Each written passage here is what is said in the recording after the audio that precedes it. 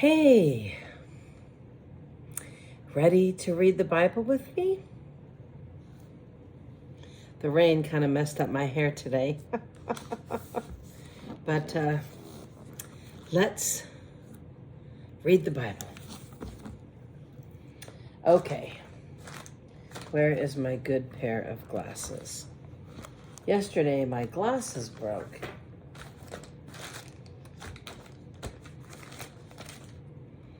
So I'm gonna have to get another pair of glasses. And I'm not home yet, so I don't have access to my super glue to fix my glasses. And I don't know where they went. So I have to use my plain glasses, which are not as pretty as my other glasses. At least I have eyes to see, right? Let's turn off my phone and let's get going. Sorry about all that. Okay, today's March 29th. Joshua 19:49-51. The land given to Joshua. After all the land was divided among the tribes, the Israelites gave a piece of land to Joshua as his allocation. For the Lord had said that he could have any town he wanted. He chose Timnath-Serah in the hill country of Ephraim. He rebuilt the town and lived there. These are the territories that Eleazar the priest, Joshua son of Nun, and the tribal leaders allocated as grants of land to the tribes of Israel by casting sacred lots in the presence of the Lord at the entrance of the tabernacle at Shiloh. So the division of the land was completed. Joshua 20:1-9. The cities of refuge. The Lord said to Joshua, "Now tell the Israelites to designate the cities of refuge as I instructed Moses. Anyone who kills another person accidentally and unintentionally can run to one of these cities, and they will be places of refuge from relatives seeking revenge for the person who was killed. Upon reaching one of these cities, the one who caused the death will appear before the elders at the city gate and present his case. They must allow him to enter the city and give him a place to live among them. If the relatives of the victim come to avenge the killing, the leaders must not release the slayer to them, for he killed the other person unintentionally and without previous hostility. But the slayer must stay in that city and be tried by the local assembly, which will render a judgment, and he must continue to live in that city until the death of the high priest, who was in office at the time of the accident. After that, he is free to return to his own home in the town from which he fled." The following cities were designated as cities of refuge: Kadesh of Galilee, in the hill country of Naphtali; Shechem, in the hill country of Ephraim; and Kiriath Arba, that is Hebron, in the hill country of Judah. On the east side of the Jordan River, across from Jericho, the following cities were designated: Belazar in the wilderness plain of the tribe of Reuben, Ramoth in Gilead in the territory of the tribe of Gad, and Golan in Bashan in the land of the tribe of Manasseh. These cities were set apart for all the Israelites as well as the foreigners living among them. Anyone who accidentally killed another person could take refuge in one of these cities. In this way, they could escape from being killed in revenge prior to standing trial before the local assembly. Joshua 21:1-45. Let me try to get that light out of everybody's eye. Oh, great. Now I lost my place. Trying to make it more comfortable for you all, and then my Bible decided. Okay.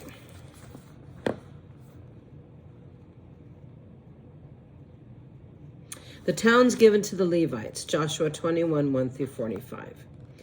Then the leaders of the tribe of Levi came to consult with Eleazar the priest, Joshua son of Nun, and the leaders of the other tribes of Israel. They came to them at Shiloh in the land of Canaan and said, "The Lord commanded Moses to give us towns to live in and pasture lands for our livestock. So by the command of the Lord, the people of Israel gave the Levites the following towns and pasture lands out of their own grants of land. The descendants of Aaron, there's no help for my hair. Whatever. You're not here for that anyways. Let's continue.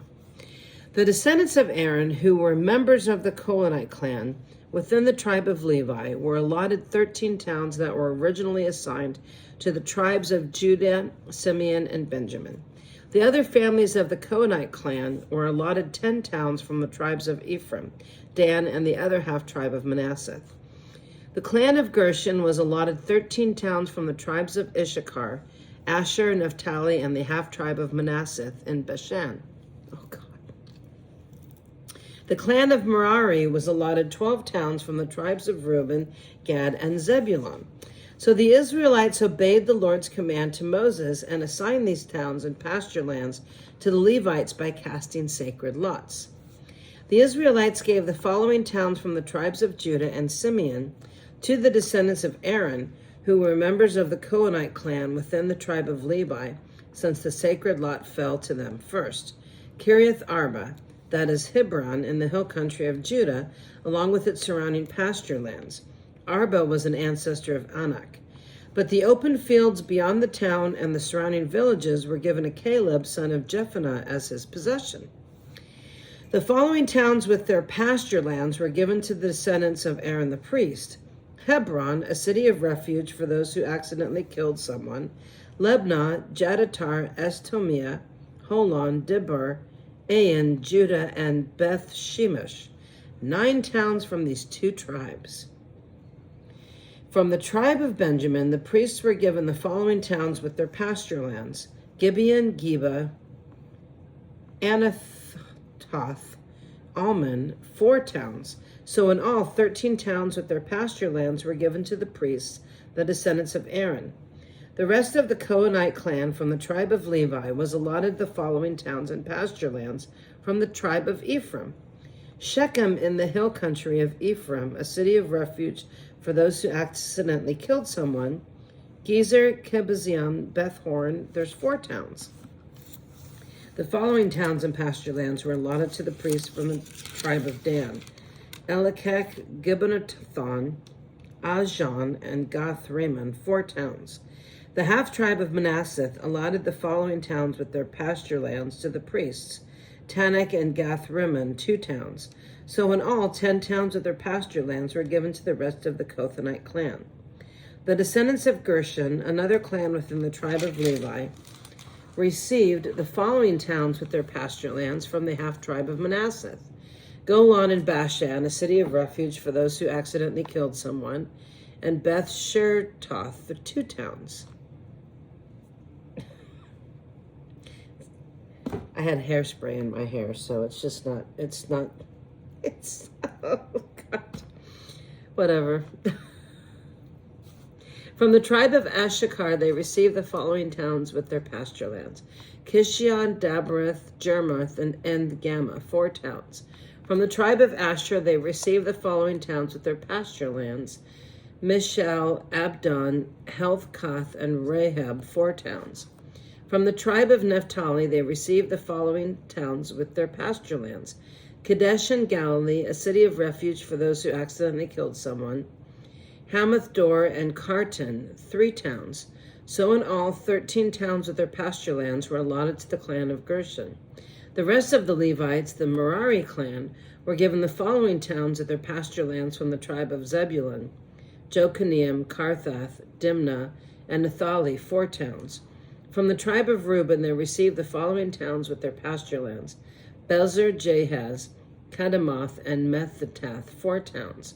From the tribe of Gad, they received the following towns with their pasture lands: Ramoth in Gilead, a city of refuge for those who accidentally killed someone; Mahanthiam, Heshbon, and Jazer, 4 towns.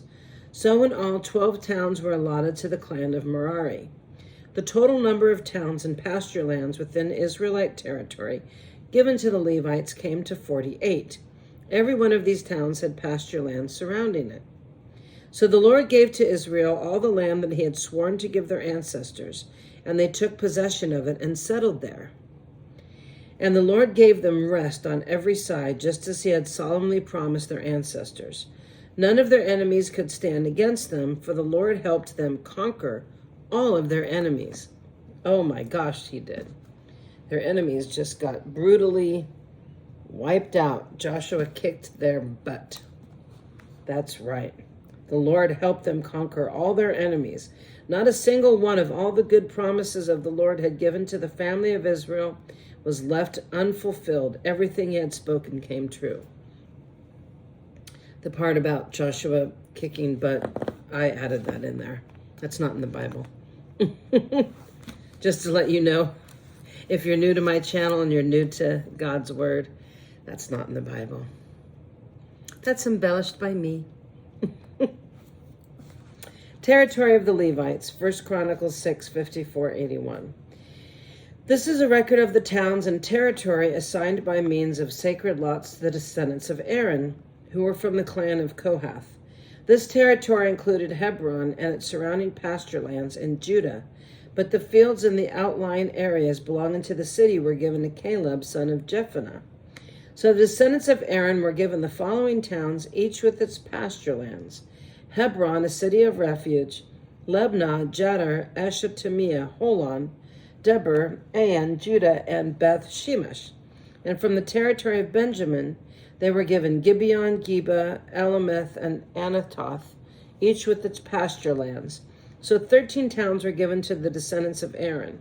The remaining descendants of Kohath received 10 towns from the territory of the half tribe of Manasseh by means of sacred lots.